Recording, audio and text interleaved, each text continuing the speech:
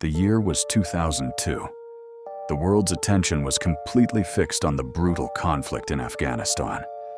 But while armies fought on the surface, something terrifying was lurking deep within the shadows of the country's desolate mountains. Something so ancient and powerful that it would completely shock the military high command. It happened in the rugged, isolated province of Kandahar. This region is famous for its treacherous terrain, sharp cliffs, and thousands of unexplored, pitch-black caves. During a routine patrol mission, an elite U.S. military squad marched into these mountains and completely vanished. Hours turned into days. All radio signals were dead. No distress calls, no tracking data, just absolute silence. Fearing the worst, military commanders dispatched a high-tech rescue team into the wilderness to find them. But when the rescue squad arrived at the last known coordinates, they didn't find a battlefield. They found an eerie, suffocating quiet.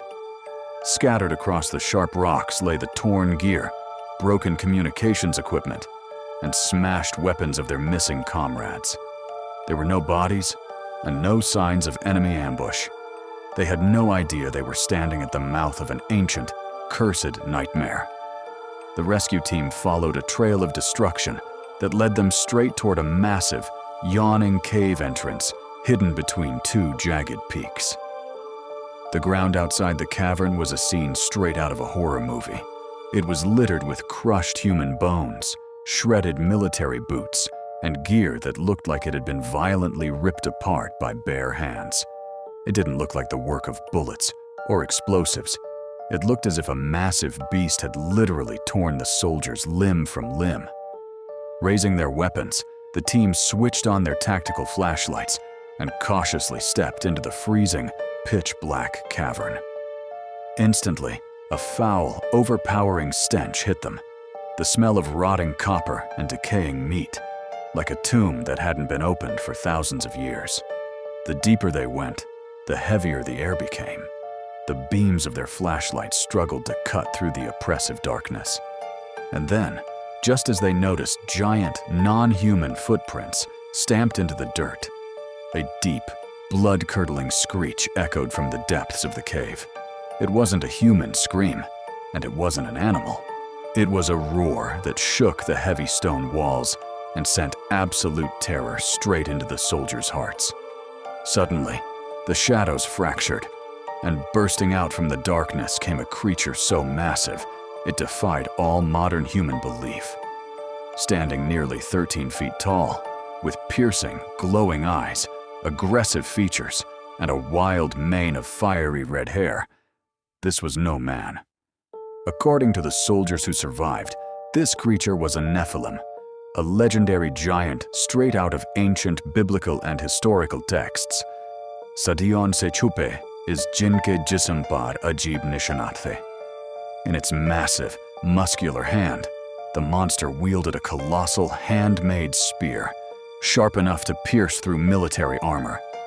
The squad commander instantly screamed the order to fire. The cavern exploded with the deafening sound of automatic gunfire. But as the bullets struck the giant's chest and arms, the creature barely even flinched. The round seemed to faze him no more than a swarm of flies. With terrifying, unnatural speed, the 13-foot titan lunged forward. Before anyone could react, he drove his massive spear straight through a soldier, lifting him completely off the ground. This wasn't an insurgent group or a regular dushman. It was a living, mythological monster unleashed from the very depths of the earth. A brutal, chaotic battle spilled out from the mouth of the cave and onto the rocky mountainside. The soldiers fell back into a defensive formation, their M4 rifles firing non-stop, muzzle flashes lighting up the dark valley. Dozens of high-velocity rounds tore into the giant's thick hide, drawing dark blood. But its supernatural strength kept it moving forward. It was driven by pure, ancient rage. The squad realized that standard body shots were doing absolutely nothing to slow this monster down. Desperate and running out of time, the entire squad synchronized their targets. On the commander's shout, they aimed every single weapon directly at the giant's face and head. For 30 agonizing, terrifying seconds, a relentless wall of lead rained upon the beast's skull. The sound was deafening, the air thick with the smell of gunpowder and the monster's agonizing roars.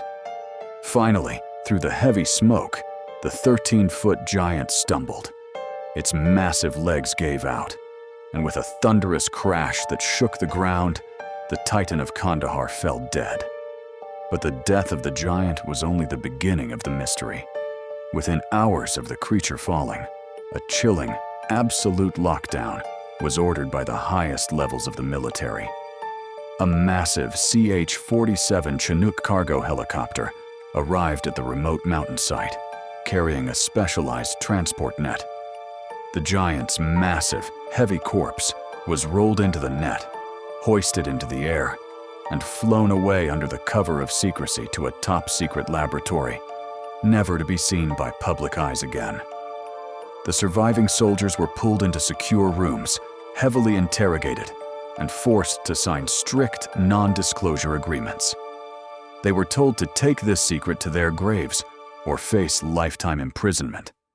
Today, the government and the military completely dismiss the incident, calling it nothing more than an online urban legend or an internet myth. But the men who were in those mountains swear on their lives to this day that they didn't just fight a war in Afghanistan, they faced a monster from a forgotten era. Could these ancient giants still be sleeping in the deep, untouched corners of the world? What do you think really happened in that cave? Let me know your thoughts in the comments below. And in our next video, we will look at Afghanistan Part 2, The Cursed Gold of Tilya Tepe. Make sure to hit that subscribe button so you don't miss it.